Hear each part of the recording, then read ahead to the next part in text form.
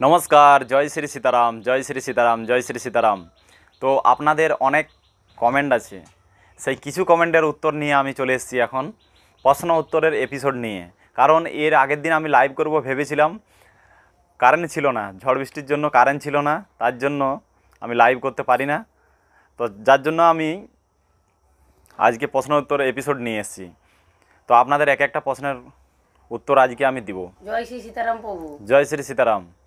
বালাজির পুজোতে তুলসী পাতা দেওয়া যায়? হ্যাঁ, বালাজির পুজো পাঠ করার জন্য তুলসী পাতা দেওয়া যায়। এর আমি তিন জায়গায় আমি দেখেছি, এবং আমি বাগেশ্বর ধামে কার্যালয়েও জিজ্ঞেস করেছি এই ব্যাপারটা। আমি যখন অযোধ্যা ধামে গেছিলাম তখন কিন্তু অযোধ্যা ধামের যে হনুমান গৌড়ি আছে, সেই হনুমান গৌড়িতেও তুলসী পাতা ব্যবহার করতে আমি ওখানে দেখেছি। তুলসী পাতা প্রসাদ রূপে আমি নিয়েও ছিলাম সেখান থেকে, এক নম্বর। দ্বিতীয় নম্বর হচ্ছে বাগেশ্বর ধাম সরকারের তুলসী পাতা ওখানে ব্যবহার করা যায়, আমি ওখানে কার্যালয় থেকে জেনেছি। তারপরে এছাড়াও আমি অন্য একটা মন্দিরেও গেছিলাম, অন্য জায়গায়, সেখানেও দেখেছি তুলসী পাতা ব্যবহার করতে। তো আমাকে অনেকেই প্রশ্ন এটা করেছিল যে তুলসী পাতা ব্যবহার করা যায় কি না বালাজির পুজোতে। হ্যাঁ, বালাজির পুজোতে তুলসী পাতা ব্যবহার করা যায়। নেক্সট প্রশ্ন বলুন। বাগেশ্বর ধাম যাওয়ার জন্য দুটো সহজ রাস্তা বলুন। হ্যাঁ, বাগেশ্বর ধাম যাওয়ার জন্য দুটি সহজ সরল রাস্তার উপায় বলছি আমি, যেগুলো সবথেকে সহজ সরল রাস্তা বলা যায়। এক নম্বর, মহবুবা বলে একটা স্টেশন আছে, আমি স্ক্রিনে দিয়ে দিচ্ছি, আপনারা দেখতে পারেন। এই যে মহবুবা স্টেশন, হাওড়া থেকে গাড়ি যায়। এটা কিন্তু সপ্তাহে কয়েকদিনই যায়, সব দিন যায় না। তো আপনারা হাওড়া থেকে এই গাড়িতে যেতে পারেন, আমি স্ক্রিনে দিয়ে দিচ্ছি, স্ক্রিনে আপনারা ফলো করে দেখে নিন। এই গাড়ির মাধ্যম দিয়ে আপনারা মহবুবা যেতে পারেন। এবং মহবুবা থেকে বাগেশ্বর ধামের যে দূরত্ব, সেটা 75 কিলোমিটার আশপাশে দূরত্ব। সময়টা অনেকটা কম লাগে। আগে বাস যোগাযোগটা কম ছিল, কিন্তু এখন বাস যোগাযোগ প্রায় হয়েছে। ডাইরেক্ট ওখান থেকে অটোতেও আসা যায়। তো আপনারা মহবুবা দিয়ে টিকিট কাটতে পারেন, মহবুবা দিয়ে যেতে পারেন। আর একটা রাস্তা, যেটা আমি আগেরবার ভিডিওতে আপনাদেরকে বলেছিলাম, যে সাতনা দিয়ে যারা হাওড়া থেকে যেতে যায়, সাতনা পর্যন্ত প্রত্যেক দিন গাড়ি আছে। মুম্বাই মেল প্রত্যেক দিন আছে, আর সপ্তাহে 3 দিনের মতো শিপ্রা এক্সপ্রেস যায়। তো আপনারা সেই গাড়িগুলোতে যেতে পারেন। এবং যারা পেশি করার জন্য যাচ্ছেন, তাদের পক্ষে তো সবথেকে ভালো শিপ্রা এক্সপ্রেস। বৃহস্পতিবার টিকিট কেটে নিলেন, শিপ্রা এক্সপ্রেসে উঠে পড়লেন, শুক্রবার সেখানে 10টা-11টার দিকে নেমে গেলেন শিপ্রা এক্সপ্রেস থেকে। শুক্রবার সন্ধ্যার আগেই আপনি ধামে পৌঁছে যাবেন। আচ্ছা, ধামে যখন পৌঁছে যাবেন, ধামে পৌঁছানোর পরে আপনি এমন সময় ধামে পৌঁছাবেন, সেখানে চান টান করার পরে আপনি মন্দিরে একবার দর্শনও করতে পারবেন। তারপরে আবার ঠিক সেই দিনই রাত 12টার পরে, শনিবার পড়ে যাচ্ছে, শনিবার গিয়ে আপনারা পেশি টেশি সেরে নিলেন। পেশি সারার পরে আপনারা যদি বলেন যে সেই দিনে আমরা ফেরত আসবো, তাহলে সেই দিনেই পেশি সারার পরে আপনারা 10টা-11টার দিকে ধাম থেকে বেরিয়ে গেলেন। বেরোনোর পরে আপনারা সোজা সাতনা চলে এলেন। সাতনা এসে করে আপনারা ওই শনিবার দিনই বিকাল 4টার সময় গাড়ি আছে, 4টার আশপাশে, তো সেই গাড়ি মুম্বাই মেলে করে আপনারা ডাইরেক্ট আবার ঘর চলে এলেন।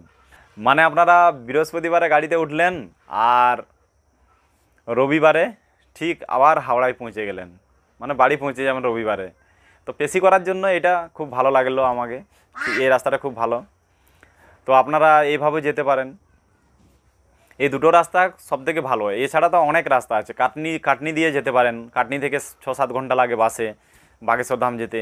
আপনারা খেজুরাও সপ্তাহে একদিন গাড়ি আছে আসানসোল থেকে, সেটা দিয়েও যেতে পারেন। প্রয়াগরাজ দিয়েও আপনারা যেতে পারেন। তো রাস্তা বিভিন্ন জায়গা থেকে আছে। তো সবথেকে ভালো রাস্তা হলো সাতনা দিয়ে আর মহবুবা দিয়ে। নেক্সট প্রশ্ন বলুন।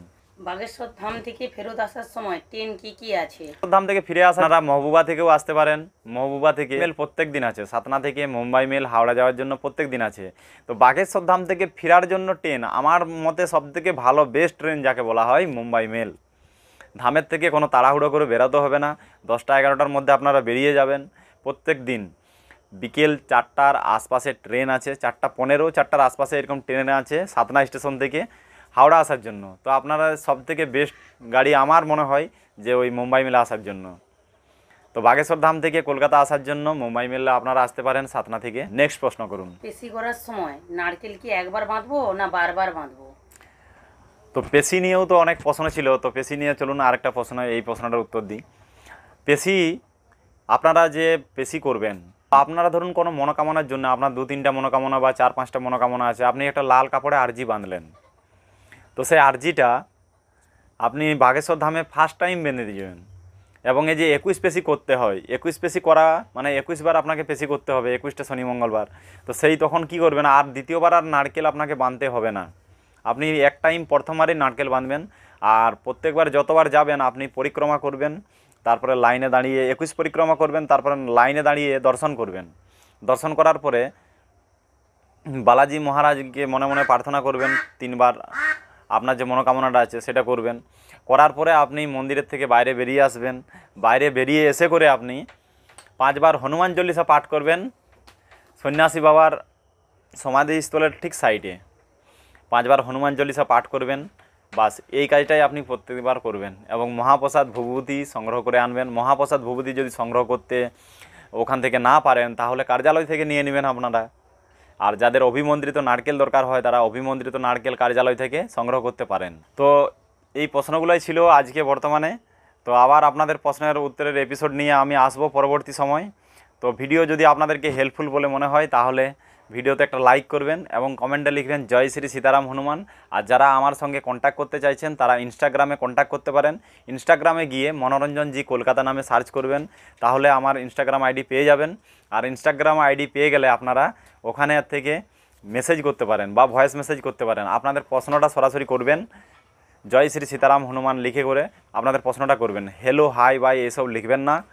তো আমি সময় মতো আপনাদেরকে রিপ্লাই করে দিব এবং আপনাদের সঙ্গে কথা বলবো সময় মতো। যাদের কথা বলা দরকার তাদের সঙ্গে আমি কথা বলবো সময় মতো।